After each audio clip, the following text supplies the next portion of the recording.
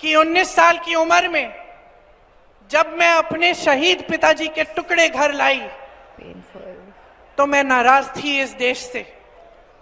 मैं नाराज थी, मेरे दिल में ये भावना थी।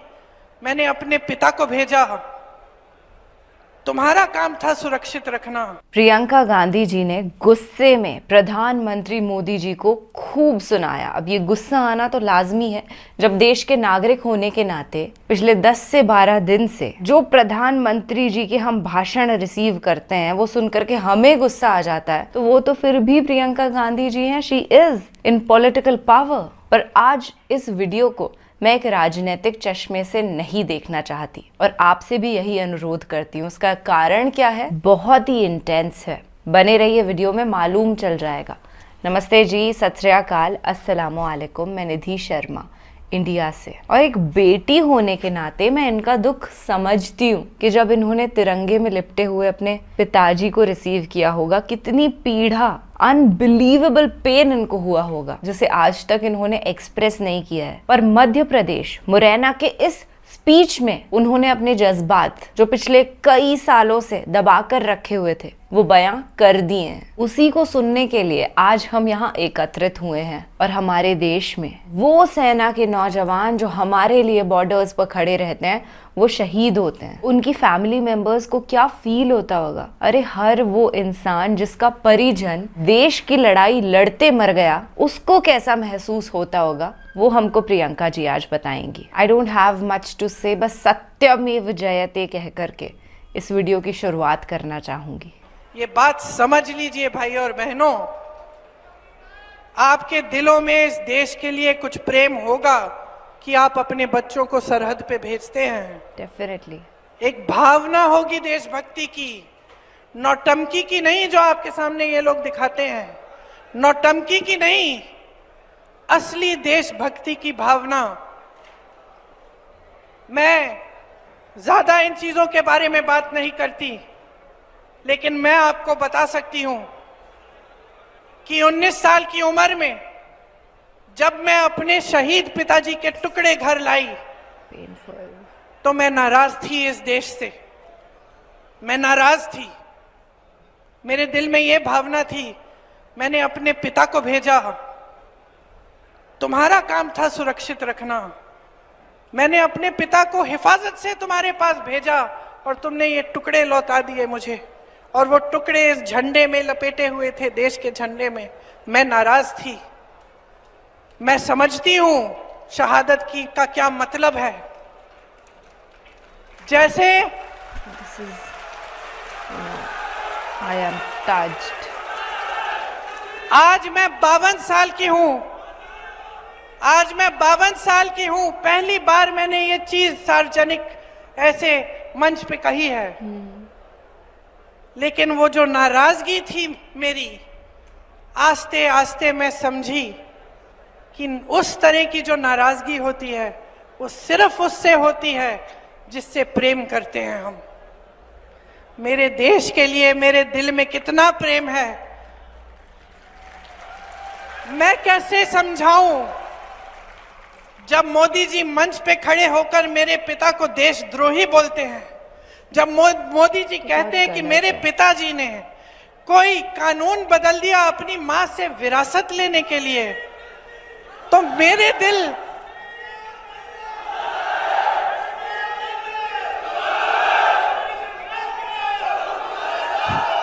तो मोदी जी इस बात को समझ नहीं पाएंगे कि मेरे पिताजी को विरासत में धन दौलत नहीं मिली, मेरे पिताजी को विरासत में शहादत की भावना मिली। आप समझ सकते हैं, आप समझ सकते हैं। इस देश के किसान हो, इस देश की मिट्टी आपने सींची है अपने पसीने से, अपने इतने बेटे भेजे हैं सरहद पे।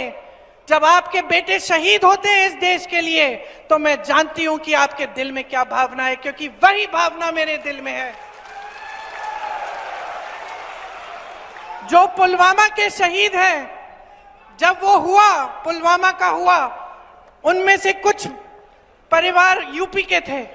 उस समय मैं यूपी में थी, मैं गई उनके घर, और ज्यादातर परिवारों में पता है क्या बताया उन्होंने मुझे जो बच्चे बचे थे उन्होंने कहा दीदी हमको भी सेना में भर्ती होना है। एक लड़की थी, उसका भाई एयरफोर्स में था, उसने कहा दीदी मैं पायलट बनूंगी, मैं एयरफोर्स में भर्ती होंगी। यही है शहादत की भावना। ये भावना मोदी जी नहीं समझ सकते। I agree. जो मोदी जी इंदिरा गांधी जैसी एक शहीद के बारे में उल्टी सीधी बातें करते हैं, जो मोदी जी इस भावना को देख के सिर्फ परिवारवाद देखते हैं लेकिन देशभक्ति नहीं देखते, देश की सेवा नहीं देखते, वो इस भावना को नहीं समझ सकते। मैं आपको ये कहने आई हूं कि हमें देशद्रोही कहें, हमें घर से निकाल दें, मेरे भाई को संसद से निकाल दिया, हम पे केस डाले, मेरे भाई पे इतने केस डाल दिए कि कभी इधर कभी उधर, कभी गुजरात में कभी बिहार में वो जाता है कचहरी, जाएगा, कुछ भी कर ले, मार डाले, लेकिन ये भावना हमारे दिल से कोई नहीं निकाल सकता। और क्योंकि हमारे दिल में ये भावना है, इसीलिए आज आपके सामने खड़े होकर मैं आपसे एक आग्रह करने आई हूं। मैं आपसे वोट मांगने नहीं आई हूं, मैं आपसे आग्रह करने आई हूं कि देश की जनता हो, सर्वोपरि हो, जागरूक हो जाओ। जो टीवी पे दिख रहा है, जो रोज रोज सिखाया जा रहा है, जो रोज रोज दिखाया जा रहा है, जो प्रचार किया जा रहा है, जो बड़ी बड़ी होर्डिंग्स लग रही हैं, वो सच्चाई नहीं है। तुम्हारा जीवन सच्चाई है। तुम जो लाल शर्ट पहन के वहां बैठे हो, तुम्हारा जीवन सच्चाई है। जो तुम पीली शर्ट पहन के वहां बैठे हो, मेरी बहन जो नीली साड़ी पहनी है, तुम्हारा जीवन सच्चाई है। सच्चाई वो है जो तुम जी रहे हो। सच्चाई महंगाई है, सच्चाई बेरोजगारी है, सच्चाई एक सरकार है जिसके हित में इस देश का गरीब नहीं रहा। इस सच्चाई को पहचानो। ये देश किस दिशा में जा रहा है, इस देश के नेता कितने निकम्मे बन गए हैं कि जब आपके सामने आते हैं 10 सालों के राज के बाद आपको एक चीज नहीं गिनाते जो इन्होंने आपके लिए की। आपको सिर्फ धर्म की बात बताते हैं, वो बात जिससे आपके जज्बात उभरे, जिससे आपको लगे कि मेरे धर्म पे कुछ आंच आने वाली है, जिससे आपको लगे कि कोई मेरे धर्म के साथ खिलवाड़ कर रहा है। क्यों करते हैं? क्योंकि उसके जरिए आपका वोट लेते हैं और सत्ता में रहते हैं। पहचानिए इनको, इनकी सच्चाई को पहचानिए। हम सब धार्मिक हैं। इस देश में कोई ऐसा नहीं है जो धार्मिक नहीं है। इंदिरा जी ने मुझे सिखाया पूजा करना। पूजा का कमरा था उनके कमरे के पास, रोज सुबह बैठती थी। इंदिरा जी ने सिखाया। राजीव जी के साथ में मंदिर जाती थी। मेरी माँ जो यहाँ आई विदेश से, यहाँ की परंपराएं सीखी, उन्होंने मुझे सिखाया धर्म क्या होता है, हिंदू धर्म क्या है। हिंदू धर्म सत्य है।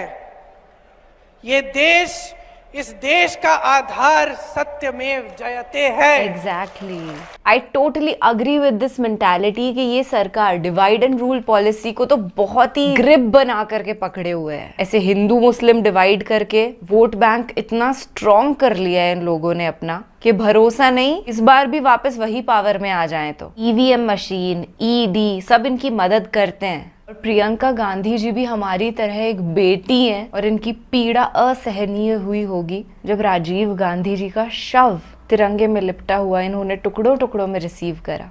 हम जो उस दर्द से गुजरे भी नहीं, ये सोच करके भी हमारी रूह कांप जाती है कि कैसे एक बेटी को फील होता है ऐसे टाइम पर। And everybody in his family have gone through immense pain. देश का वो हर नागरिक जिसके दिल में संविधान के लिए बहुत इज्जत है, डेमोक्रेसी को जिंदा जो रखना चाहता है ना, वो मौजूदा सरकार को वापस पावर लाने में बिल्कुल मदद नहीं करेगा। बाकी जो अब अंधे मुरीद बन चुके हैं उनके बारे में हम कुछ नहीं कह सकते। उनकी आंखों पे से अंधभक्ति की पट्टी उतारना बहुत मुश्किल है। ट्राई हम करते हैं but it's actually very difficult. चलिए फिलहाल के लिए मैं आपसे लेती हूँ इजाज़त और ऐसे आंखें खोल देने वाले वीडियोस के साथ हम मिलते रहेंगे। आप अपना और अपने सभी घर वालों का ख्याल रखिएगा, अपनी जिम्मेदारियों को निभाइएगा, खुश रहिएगा।